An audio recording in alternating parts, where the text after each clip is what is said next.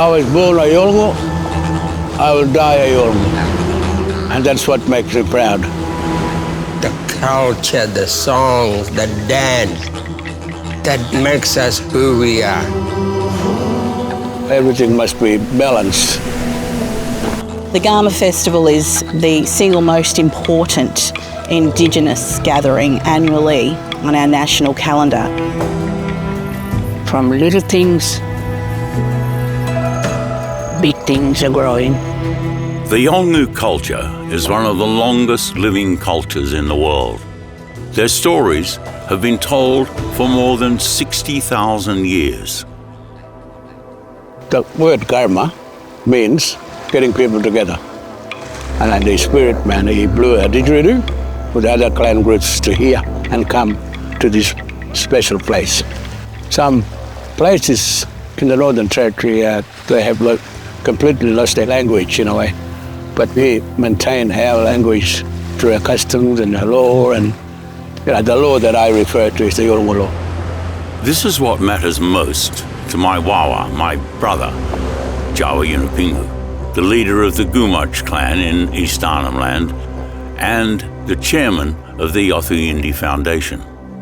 The younger generation must learn. They need to learn now, before we go. The elders, the law, the Yolngu law, the song lines and the paintings, they must be taught now. Today, he's teaching his grandchildren the art of spearfishing, a lesson in the Yolngu way of life, and something his own father taught him. As long as I live, I pass on knowledge to my young sons and daughters.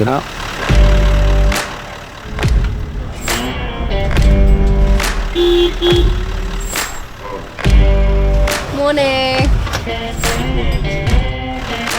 At Dupama Baka, this isn't your typical classroom.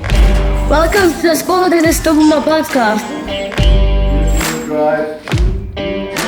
It's very important to have the Yolngu staff as a part of our school. They are very important to our success here in school. We couldn't do our jobs without them.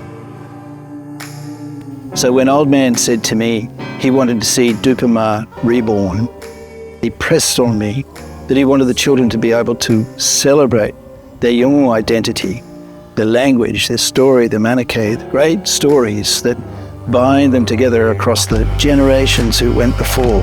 But he recognised that the future needed educated kids who could walk in those two worlds safely. We don't lose the first two ways as we create the third, and that's the genius of what he wanted. This type of education isn't new in Arnhem Land.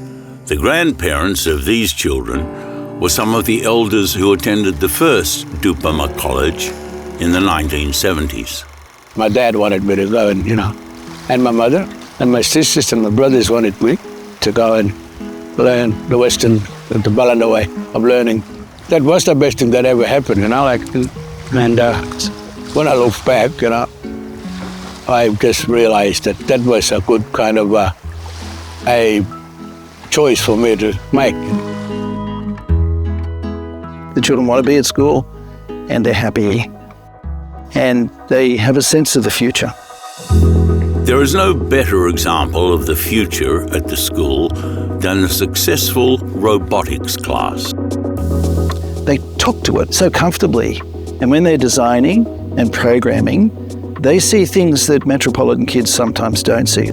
Watching them with their coding and the way that they have had to understand the mathematical formulas in order to work those devices is really quite a learning curve for me also. The students from this tiny school were so good, they even represented Australia in a global competition in America.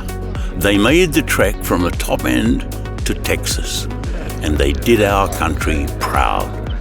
They not only ranked fourth in Australia and qualified for the Worlds, they went to the Worlds in Dallas, Texas, a vast space for competition, and got about 40th in the world. Extraordinary, unheard of.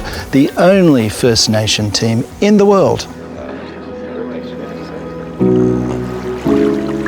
This particular spot is very special indeed to me as a person, because I was born in this country.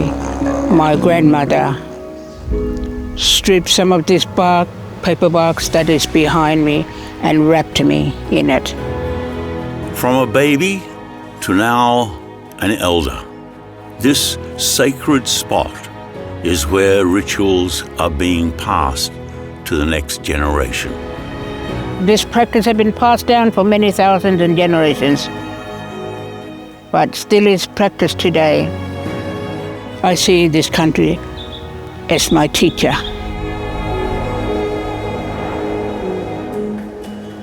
Up here, change is coming. Mining, which has been a rich resource for the area for decades, is nearing closure, and the Yolngu people are banking on education as the key for the future. So this is the site here at Gunyangara for the Garma Institute. It's been a vision of this community for many years now. This is where the education facility's going to stand. Every time I think about the Garma Institute, there's something in me that erupts. Tears, first of all. Now it's going to be a reality of having Garma Institute in our own backyard. You can see this region is so super strong in its culture, its art, its music, its language. It's those things that we would like to ensure we are capturing for the long term. Those ingredients make for a formidable force for this region.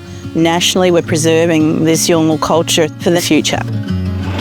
The students at Dupa Mabaka will be the first students at the Garma Institute. And the hope is these leaders of tomorrow won't have to leave to take advantage of these new opportunities on country. Even when the mine goes, we will have the rocket launch in place. It'll happen on our country, and that'll bring in jobs. And apart from that, many jobs will come up. The future looks bright for us. The Garma Institute will generate the new workforce for this region. That means upskilling people, creating pathways to employment, putting in place vet and tertiary programs. It keeps people in our region to ensure that all the land sites and all of the history and the language remain strong here. The Garma Institute is about preserving the past, educating the present, and investing in the future.